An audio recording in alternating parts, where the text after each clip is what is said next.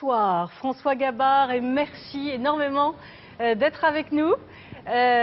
Depuis 16 heures, vous enchaînez les interviews avec une facilité déconcertante. Vous avez été seul en mer 78 jours. Comment avez-vous vécu le retour sur Terre, ce moment où vous êtes accueilli par des dizaines de milliers de personnes au Sables d'Olonne?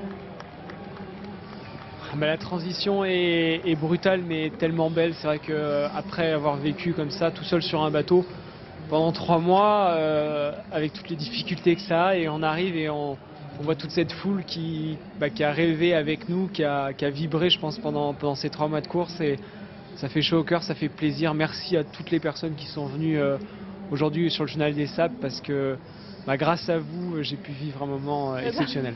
On vous remercie aussi, François Gabard. Surtout vous, vous êtes aujourd'hui entré dans la légende.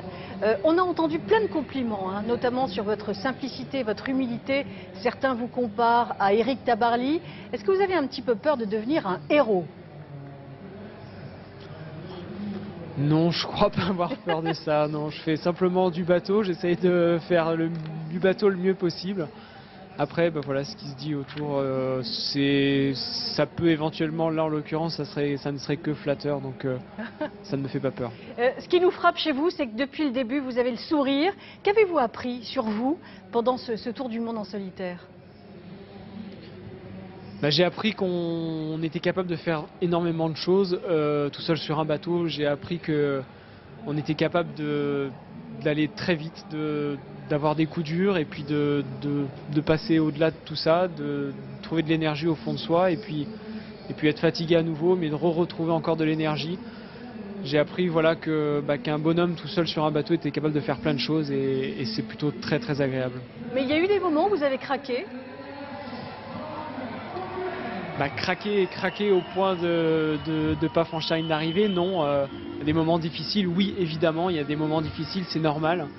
Mais voilà, j'ai réussi à faire face à chaque fois, à respirer un grand coup, puis à repartir à l'attaque, parce qu'il fallait rien lâcher. Il y a Armel là qui vient d'arriver, je ne sais pas si vous entendez le bruit derrière, mais voilà, la course a été très serrée avec lui. Elle l'est même quand on arrive à terre. Comment vous avez on avait vécu une compétition qui ne nous permettait pas de se libérer. Et comment vous avez vécu ce duel, cette compétition avec Armel Lecléache? Je l'ai très bien vécu. Ça a été difficile, je ne le cache pas, mais je pense qu'on a vraiment eu, pour les compétiteurs que nous sommes tous les deux, je connais bien Armel, je sais que c'est un compétiteur, je le suis aussi.